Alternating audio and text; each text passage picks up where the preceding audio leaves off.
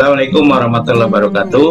Ya, apalagi masih dengan pembelajaran kimia, terutama untuk para peserta didik kelas 10 SMA untuk kimia.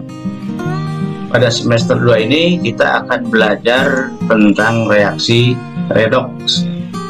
Sebelumnya mudah-mudahan ya, walaupun sekarang masih masa pandemi ya, mudah-mudahan kita dalam keadaan sehat walafiat ya.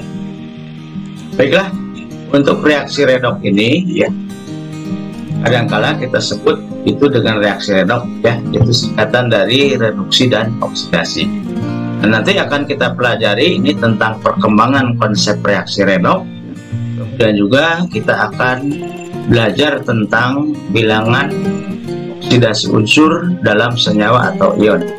Dan nanti yang terakhir itu materinya tentang tata nama senyawa. Baiklah, kita saksikan di sini ada tayangan video. Kita perhatikan ada 2 buah tabung yang sudah berisi dengan logam magnesium ya. Kemudian kita campurkan dengan larutan asam klorida atau HCl, dan kita masukkan balon. Nanti kita perhatikan apa yang akan terjadi dengan balon tersebut ya. Perhatikan dan amati baik-baik. Dan satu tabung lagi dengan itu hal yang sama ya, tapi menggunakan balon yang berwarna yang lain ya. Perhatikan, dari logam magnesium ini dengan larutan HCl, ternyata ini ada seperti gelembung-gelembung gas yang berwarna seperti ini ya. Jadi secara reaksi kimia ini akan menghasilkan magnesium klorida dan ada gas hidrogen. Jadi gas hidrogen inilah yang membuat balonnya akan terisi oleh gas dan bergerak. Jadi artinya gas hidrogen dari hasil reaksi ini akan masuk pada balon. Nah, berikutnya ini ada reaksi antara larutan NaOH dengan HCl ya. Atau ini asam klorida dengan natrium hidroksida ya. Jadi asam dengan basa. Kita perhatikan dan perlakuan yang sama, kita masukkan juga balon pada masing-masing tabung reaksi. Kita perhatikan apakah akan seperti tadi, balonnya akan terisi sehingga dia membesar atau tidak ya. Ternyata dari larutan Cl dan NaOH itu menghasilkan NaCl dan H2O. Jadi tidak terjadi balonnya tidak mengumpul. Kemudian reaksi yang ketiga, ini ada sebuah paku, kita masukkan pada HCl yang agak pekat. Artinya konsentrasinya agak besar. Kita perhatikan dari paku di sini lama kelamaan berwarna atau membentuk suatu seperti karat ya. Karena itu jadi FeCl2 dan ada gas hidrogen yang seperti gelembung gas ini. Dan kita lihat lagi ya, ini contoh ada buah apel ya, kita potong dan kita perhatikan. Ini dia berwarna putih seperti biasa ya, tampilannya bagus, daging buahnya bagus, tapi simpan beberapa lama ya. Nah, ini berubah menjadi seperti ini. Juga ada kaitan dengan yang akan kita pelajari tentang reaksi redoks ini ya. Nanti akan dijelaskan mengapa dia berwarna seperti coklat. Nah, contoh yang lain ini pada buah pisang.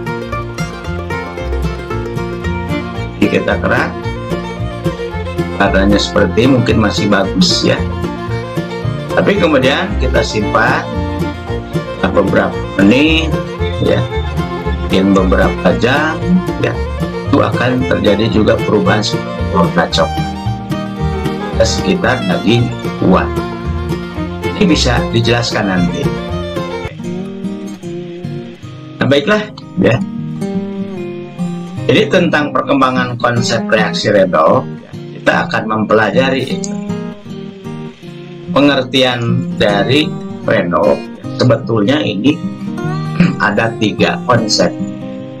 Jadi tadi sudah disebutkan bahwa redoks itu reaksi, reduksi, dan oksidasi. Jadi untuk redoks ini ada 3 konsep. Yang pertama ini berdasarkan pengikatan dan pelepasan oksigen. Maka nanti kita ingat ya. Jadi kalau redoks berdasarkan pengikatan dan pelepasan oksigen, kita ingat O4O. Jadi oksidasi apa? Oksidasi di sini pengikatan oksigen. Ya. Kemudian reduksi itu pelepasan oksigen. Diingat ya, O4O. Nah, supaya mudah diingat. Jadi kaitan dengan pengikatan dan pelepasan oksigen, ya sebagai contoh di sini ada karbon, ya kita reaksikan dengan gas oksigen, ternyata dia menghasilkan CO2. Atau gas karbon dioksida. Jadi yang tadinya karbonnya sendiri kemudian mengikat O2 menjadi CO2, maka ini disebut dengan reaksi pengikatan oksigen, maka disebut dengan oksidasi. Karena C ini mengikat oksigen ya menjadi CO2 ya, maka disebut reaksi oksidasi. Contoh yang lain kita lihat, ini ada gas hidrogen reaksi dengan gas oksigen menghasilkan air, dan ini juga mengikat oksigen yang tadinya tidak mengikat ya, maka disebut reaksinya oksidasi. Dan untuk reaksi reduksi kita lihat, kita balik saja ya, yang tadinya ada oksigennya misal pada gas karbon dioksida kemudian dilepas menjadi ya karbon dan gas oksigen, maka ini disebut dengan pelepasan oksigen, disebut reaksinya reduksi ya. Contoh yang lain juga sama, ini dalam air mengandung oksigen, kemudian dari hasil reaksinya ini dilepaskan menjadi gas hidrogen dan gas oksigen ya. Maka ini juga disebut dengan reduksi karena terjadi pelepasan oksigen. Contoh yang berikutnya juga hampir sama ya. Ini di intinya kalau redoks berdasarkan pengikatan pelepasan oksigen, kita ingat O4, oksidasi mengikat oksigen, reduksi melepas oksigen, pelepasan oksigen. Nah, yang perlu diingat seperti ini. Oke, itu konsep yang pertama ya untuk redoks. Kita lanjutkan konsep yang kedua. Redoks itu berdasarkan perpindahan elektron, maka kita ingat dengan O rupiah ya. Apa artinya?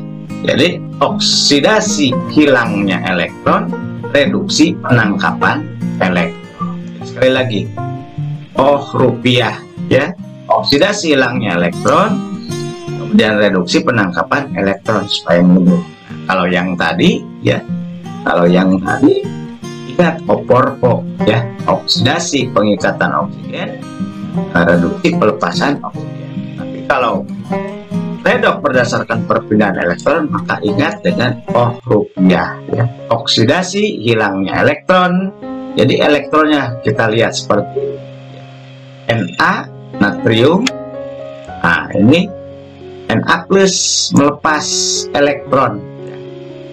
Jadi plus 1 ini dengan minus 1 ya, jadi maka dia netral, tidak bermuatan, tapi dia melepas. Jadi cirinya bahwa dia melepas elektron, ada di kanan tanda panah elektronnya.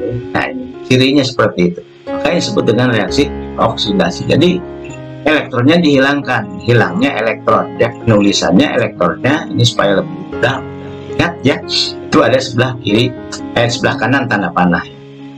Dan contoh yang lain ada seng Zn ya, misalnya Zn2+ ya, dan melepas 2 elektron, maka ini juga disebut oksidasi. Kemudian yang reduksi itu penangkapan. Nah cirinya apa? Elektronnya ada di sebelah kanan, di sebelah kiri ya. Kalau dari sini ada sebelah kiri tanda panah, jadi seperti ini, Zn2+ ditambah 2 elektron jadi Zn ya, maka disebut reduksi, jadi menangkap elektron. Kalau tadi melepas elektron ya seperti ini, jadi elektronnya cirinya ada di sebelah kanan tanda panah untuk oksidasi. Kalau reduksi itu ditangkap, maka elektronnya ada di sebelah kiri tanda panah ya, seperti ini ya. Nah, ini contoh yang tadi yang di atas ya, ini ya tidak usah dituliskan lagi. Nah, yang berikutnya itu yang ketiga ya, pengertian redoks berdasarkan perubahan bilangan oksidasi atau kadang disingkat dengan bilok. Apa itu bilangan oksidasi? Jadi bilangan oksidasi atau bilok ini merupakan jumlah muatan negatif dan positif ya dalam atom yang secara tidak langsung itu menandakan juga jumlah elektron yang telah diterima atau diserahkan. Atom yang menerima elektron itu akan bertanda negatif. Atom yang melepas akan bertanda positif ya, diingat itu ya. Nah, jadi sebagai contoh misalnya bilangan oksidasinya ditulis angkanya itu plus 2 plus 1, tapi kalau misalnya muatan itu 2 plus atau 1 plus, nah itu bedanya ya. Nah, tapi untuk sekarang ini bahwa bilangan oksidasi untuk muatan juga sama ya, seperti itu. Ini sebagai contoh ya, ada Na plus, Ca2 plus 2 ya, kemudian Al plus 3, ini disebut dengan muatannya. Tapi kalau misalnya plus 1 ya, plus 2, plus 3, kemudian min 2, maka ini disebut dengan bilangan oksidasi. Jadi bilangan oksidasi dituliskan dengan plus atau tanda minusnya lebih dulu. Tapi untuk saat sekarang muatan itu sama nanti dengan bilangan oksidasi. Jadi melihat tayangan ya dari video tadi, dia ada buah apel atau pisang nanti yang berubah setelah dikupas, dagingnya menjadi berubah berwarna coklat. Nah, ini mengapa ya? Ini sebetulnya bisa dijelaskan ya. Kita lihat sekarang ini sebagai pengetahuan umum ya. Jadi mengapa ya bahwa warna daging buah apel atau pisang itu dapat berubah menjadi warnanya coklat setelah dibiarkan begitu saja setelah tadi dikupas dalam video ya. Nah, kira-kira ini apa yang menyebabkan perubahan warna tersebut ya? Nah, ini jawabnya, ketika buah apel dan pisang dikupas itu menyebabkan enzim. Ini ada enzim ya. Enzim itu apa? Untuk sementara ini kalian nanti juga belajar kimia di kelas 12 atau di biologi ya, itu dipelajari apa itu enzim. Untuk sementara ini enzim ini disebut sebagai biokatalisator. Jadi katalis yang bekerja pada makhluk.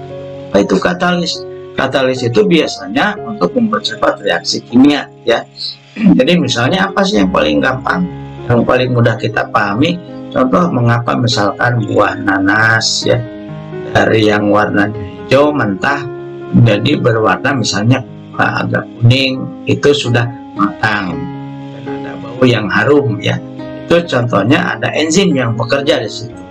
Namanya apa? Bromelain misalnya ya gitu ya. Demikian juga misalnya ada buah pepaya dari yang hijau menjadi kuning atau merah, itu karena ada kerja ini. Atau dalam madu ya, dalam madu itu biasanya ada yang seperti busa, jadi itu ada kerja enzim. Nah, demikian juga dalam buah-buahan ya, dalam sayuran, begitu kita kupas kulitnya sementara waktu ada perubahan menjadi coklat karena sekali lagi ada enzim namanya polifenol oksidasi. Dan dengan bantuan oksigen, artinya begitu dia kita kupas ya kulitnya, maka akan bereaksi dengan oksigen, maka akan berubah warna menjadi coklat ya. Jadi enzim polifenol oksidase dengan bantuan oksigen mengubah gugus monofenol menjadi O-hidroksifenol dan akhirnya menjadi senyawa O-quinon. Inilah yang tadi warnanya jadi berubah coklat. Jadi sekali lagi, peristiwa tersebut karena adanya enzim yang bereaksi dengan oksigen. Jadi ini kaitan dengan reaksi oksidasi ya, tentunya mengalami oksidasi. Jadi kalau kita jelaskan lagi bahwa aktivitas enzim polifenol oksidasi ini akan terhambat untuk membentuk warna coklat tadi pada buah dan sayuran umumnya apabila buah dan sayur tersebut belum dikupas ya. Jadi seolah-olah terhalangi oleh kulitnya yang tadi, atau dengan cara kita awetkan sementara waktu, misalnya disimpan di refrigerator, contohnya di kulkas gitu ya, supaya tidak bereaksi dengan oksigen. Nah, itu intinya ya. Nah, secara kimia ini polifenol oksidase bereaksi dengan gas oksigen, ini menghasilkan senyawa monofenol dan kemudian menjadi O-hidroksifenol, ya, kemudian menjadi O-quinone. Nah, inilah yang menjadi warna seperti buah apel tadi menjadi coklat berubah, atau misalkan pada pisang, pada kentang dan sebagainya, ya, seperti itu. Mudah-mudahan bisa bermanfaat, ya. Oke. Jadi kalau misalnya ya kita memotong buah apel atau misalkan pisang ya, atau misalkan buah-buahan yang lain, kemudian sudah terkupas kulitnya, itu ternyata menjadi coklat ya, lama-kelamaan menjadi coklat. Nah, ini karena kan sudah disebutkan dari bahwa di dalam buah-buahan atau sayuran umumnya itu mengalami oksidasi ya. Tadi itu sudah disebutkan ini ya, karena adanya enzim polifenol oksidase ya, yang akan berubah menjadi warna coklat terbentuknya senyawa O-quinone ini. Nah, salah satu tipsnya agar tidak terjadi ya, atau bisa mempertahankan, ini ada yang namanya zat antioksidan ya. Nah, zat antioksidan ini ya. Nah, seperti halnya dengan lemon ya, perasan air lemon.